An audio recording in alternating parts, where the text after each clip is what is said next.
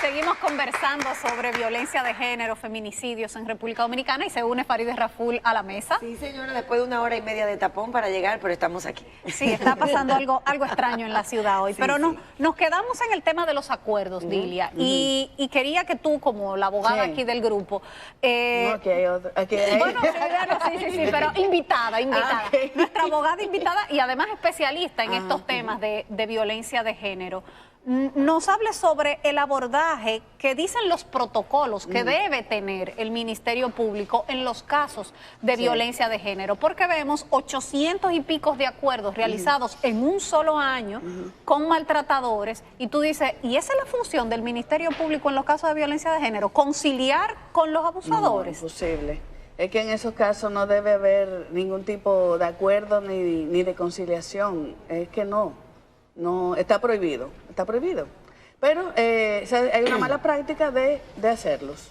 Hay esa mala práctica y ahí está la consecuencia de lo mismo. Y también algo que quizás vale la pena aclarar en ese sentido, y como experta me gustaría que nos confirmes esa parte de la información, es que los acuerdos están prohibidos para asesinato y tentativa de asesinato, que son precisamente los ilícitos que vimos en el caso de Anibel y de Juana Domínguez.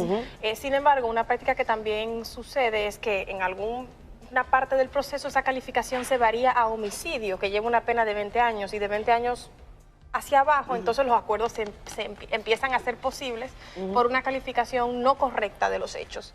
Sí. ¿Es eso lo que se nota en los tribunales? ¿Es así? ¿Es a partir de los 20 y para los 30 no? No, fíjate, no quisiera meterme en ese punto porque no soy especialista en el área penal. Y los casos que he llevado penales son muy pocos y no ha sido con temas de acuerdos. O sea, que no me quisiera decir algo que no sea lo correcto. Pero siempre hemos oído, sí, los casos sí, de violencia son de acción pública. De acción pública, o sea, que Son la de acción víctima pública. retire la Eso te iba a denuncia, la preguntar. querella, Exacto. tiene el Ministerio Público que continuar con el proceso. En la Pero práctica es así. verdad, En la práctica es así. Si la Sí, víctima se decide, claro, el sí, Ministerio la Público práctica lo continúa. sigue, lo Pero sigue. entonces, No puedo- entonces en los es casos totalmente que conozco, contradictorio, sí. porque si la acción Correcto, pública es de acción pública. se establece que si la víctima retira, la acción pública debe continuar. ¿Cómo es Correcto. posible que la fiscalía, que el procurador esté promoviendo que se retire la querella con estos acuerdos? O sea, es totalmente contradictorio y ahí se pierde de vista lo que está en el medio de un proceso de violencia. Es una relación desigual, donde la mujer está en una situación de vulnerabilidad que cuando se le hace firmar este acuerdo o se le permite firmar el acuerdo, se le está exponiendo mucho Claro, más totalmente. ante este hombre. Ahora, Y yo no quisiera que se entendiera que estamos aquí enfrentando a la Procuraduría, No. ni a lo que se hace correctamente. Lo que estamos es tratando de ver cuáles son las cosas en las que estamos fallando. Exacto. Pero hay Para que unos puntos importantes, me integré un poco tarde, que yo creo que vale la pena también esbozar, porque hay 3 puntos. El primero es que tenemos que educar, y educar en tolerancia, educar en respeto. Que esa sí es la principal falla del sistema. Es una de las principales fallas, porque a veces estamos solamente enfocados en el tema de la reactividad, de cómo perseguimos, de cómo sancionamos. Ahora, estamos haciendo una labor de educación desde la primera infancia para poder entender la problemática y después de eso, ¿qué estamos haciendo cuando hay denuncias? Porque el feminicidio es la consecuencia de años de violencia física, verbal, psicológica. ¿Qué se hace en ese tiempo? Y la tercera parte, ¿cómo protegemos a las víctimas independientemente del régimen de sanción? ¿Cómo las protegemos cuando tienen una orden de alejamiento del agresor para que no ejecute el acto criminal? Luis. Mire, cuando ustedes hablan de sistemas, la verdad que yo me preocupo. Claro. Me preocupo porque se queda el tema muy amplio y la gente puede interpretar cualquier cosa. Es que en el sistema entra la familia, en el sistema entra la escuela, en el sistema... La salud. Decía Bronfenbrenner, un gran pensador, que hay 5 grandes sistemas sociales que interaccionan uno con otro para que pueda surgir esto que llamamos el fenómeno Quizás hay que de la agregarle violencia. sistema estatal. Todo, porque, Todo. porque es que hay una plataforma ideológica, comenzando por ahí, que es la que crea la vulnerabilidad principal, porque es que alimenta al hombre de la tradicional idea de superioridad, sentirse especial, La cultura machista. sentirse con beneficio por encima de la mujer. Pero tenemos también que cuando ya hay una relación donde ha habido violencia, que es ahí donde entra concretamente, decía mi amiga Dila, a quien también admiro, que bueno, no se cuenta con respuesta y que no se garantiza la seguridad. Señores, hay prerrogativas legales y constitucionales que tienen los agresores cuando le ponen una denuncia. La Procuraduría no puede saltar por encima de eso. Claro. Y hay prerrogativas legales y constitucionales que tiene una víctima. Por ejemplo, cuando una víctima te dice a ti, yo no voy para una casa de acogida porque yo me considero presa, tú no la puedes obligar. Ustedes sabían que las víctimas, cuando la mandan al centro de atención a sobrevivientes para recuperarse emocionalmente, las que dicen que no van, no las pueden obligar a ir. No las pueden obligar a ir. No, que pueden obligar es al agresor que lo sueltan con un acuerdo. Entonces el hombre se le obliga. Entonces, y debe ser así, porque él es el que representa la parte más activa. Entonces ahí por eso Es la que representa el peligro. doy la parte más activa de la violencia, porque él es que decide violentar. Y es ahí donde yo quiero que se coloque la mayor responsabilidad. En el caso nuestro, hay algo, cuando ustedes hablan de esos acuerdos, bueno, por esos acuerdos, una cosa es conflicto, y ahí estoy de acuerdo con Dila, y otra cosa es violencia. Y cuando hay violencia feminicida, es antiético. Es antiético hacer esto porque estamos poniendo en riesgo la vida. Y precisamente por los avances del sistema, al menos en la parte represiva, se puede definir eso como antiético y se puede castigar eso como antiético y se puede someter a una persona por una mala práctica debido a eso. Y esa es la parte, como tú decías, que nosotros tenemos que ir recuperando. ¿Qué es lo positivo que hay y qué es lo que hay que mejorar? Porque cuando uno lo deja todo como en el aire, parecería que lo positivo es igual que lo negativo. Y hay algo, señores, que a mí me preocupa.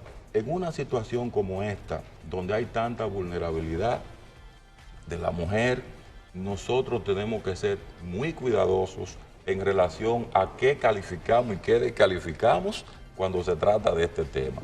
Y una de las cosas que tenemos que habilitar es que las mujeres sí sientan confianza y seguridad y garantía de primero denunciar, aunque nosotros presionemos para que esa seguridad se logre, y en segundo lugar, que en la ruta donde se está perdiendo el eslabón, entren otros actores que no sea solo el sistema de justicia. Sí. Mira, yo quiero aprovechar algo con relación a lo que usted dice de víctimas que a veces no van al centro de sobrevivientes, que es excelente también el trabajo que están haciendo. Porque muchas veces tampoco el tema de poner denuncia, las mujeres se cansan o tienen miedo de perder su empleo también, que ese es otro punto que yo quisiera llamar la atención, hablando del sistema, el sistema y las empresas, la responsabilidad también social de ellos en estos casos, de proteger a las mujeres también. Señores, he tenido casos de mujeres que dicen, no voy a seguir porque que voy a perder mi trabajo, o no puedo ir al centro de atención a víctimas porque ahora tengo que estar trabajando, o sea que también es complejo. Hasta el apoyo, la dependencia económica también del agresor. No, y el apoyo de los empleadores. Exacto. Eso es un punto muy clave también. Es un punto que quiero Pero siempre para traer los a hombres colación. también, porque a los hombres los botan de los empleos. No, pero a los hombres él es que está generando la situación, ella está haciendo sobreviviente. Pero conviene que cumpla. Pero espérense, al hombre, no, es que él puede caer preso, él tiene que ir. Ah, no, pero la mujer no, imagínate, que espérate. O sea, como que yo he visto, no puedo decir que eso pasa en todos los casos. Pero yo pienso también que hay otro elemento. Estamos hablando de un sistema.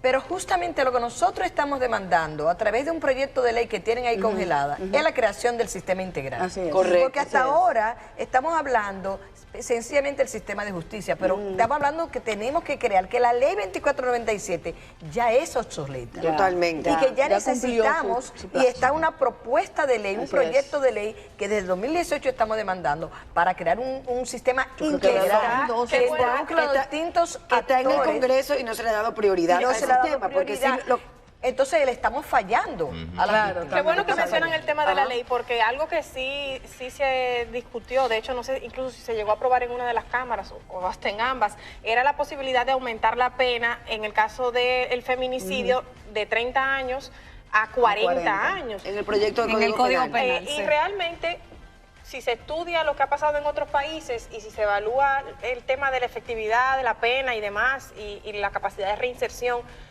para un país donde según el año pasado, cerca del 30% de los feminicidas cometen suicidio, aumentarle la pena 10 años más, muy probablemente no es efectivo, solamente más costoso para el Estado. Y porque nada. nos estamos solamente fijando en el régimen sancionatorio, que era lo que yo hablaba. Exactamente. Educación, estamos sensibilizando a los actores que tienen que intervenir, estamos sensibilizando a los maestros. La prevención Estamos terciaria ya. Estamos sensibilizando a los médicos cuando una mujer va con síntomas de que ha sido agredida por una pareja o expareja para que pueda denunciarlo, para que pueda dar la voz de alerta. Estamos sensibilizando a los policías, estamos sensibilizando porque hay otro problema. Tenemos el caso, por ejemplo, yo lo pongo siempre, reciente, de una niña que fue abusada sexualmente, su padre fue al destacamento policial y cuando la va a llevar, le dicen que vaya a buscar la foto del agresor y el policía vuelve y la viola. Y la viola sexualmente, o sea, no hay una sensibilización. Se está hablando con los miembros de las Fuerzas Armadas que tienen un número mayor de incidencia, por ejemplo, que lo que pasa en la población ordinaria. El caso de la misma sensibilización a los fiscales, por ejemplo, el caso de San Pedro de Macorís, era una mujer incluso quien llevaba la situación y los acuerdos. Entonces, ¿quién es el órgano encargado de sensibilizar a todos los actores que intervienen dentro de ese sistema? Porque si no lo hacemos tampoco vamos a tener respuesta. Sí, mira, Virtudes dijo algo interesante sobre esa ley. Ajá. Yo participé dentro de las discusiones y una de las propuestas que se incluyó ahí fue categorizar la violencia mediática. Señores, la violencia mediática, eso es muy importante porque la violencia está precedida de un pensamiento violento y el pensamiento violento se alimenta de los códigos sociales y culturales que se transmiten a través de los mensajes. Y los medios de comunicación masiva que a diario tienen contacto con la población o la población tiene más contacto con ellos que con los mismos actores de ese famoso sistema que nos estamos refiriendo. Esa es una realidad. Y lo que usted escucha desde ahí, incluso líderes de opinión que plantean posiciones sexistas, que justifican estereotipos de género y de todo tipo, óigame, eso es una barbaridad. No hay un sector exonerado de machismo, bueno, o sea que eso es claro. Que usted trajo esa colación, o sea, antes de entrar al programa yo estaba viendo unas noticias y el caso de la profesora norteamericana, parece que mataron en Puerto Plata. Cabarete, sí. En Cabarete. Amordazada y torturada. La policía en las primeras investigaciones dice que parece que fueron motivos pasionales. Lo vi. ¿Qué es esto? O sea, a esta altura del juego todavía vamos a estar en lo hombre mismo. mata mujer. La pasión no mata. Y el de La Vega diciendo, no, estaban tomando alcohol, que no sé qué. Ya de una vez como tratando de justificar de una vez la Y elogian al agresor, era un buen vecino, Exacto. una persona No, ya está bueno. noble. Ha habido comunicadores que dicen cómo anda vestido, cómo andaba vestido. correcto. El otro día oí a un comunicador diciendo que las mujeres que intervenimos en política lo hacemos sobre la base de la prostitución, que es la única forma de poder acceder a espacios. O sea, y eso es violencia también que se ejerce para justificar. Miren, vamos a hacer una pausa y cuando regresemos vamos a tratar de llegar a algunas conclusiones aquí sobre todo este fenómeno. Ya volvemos.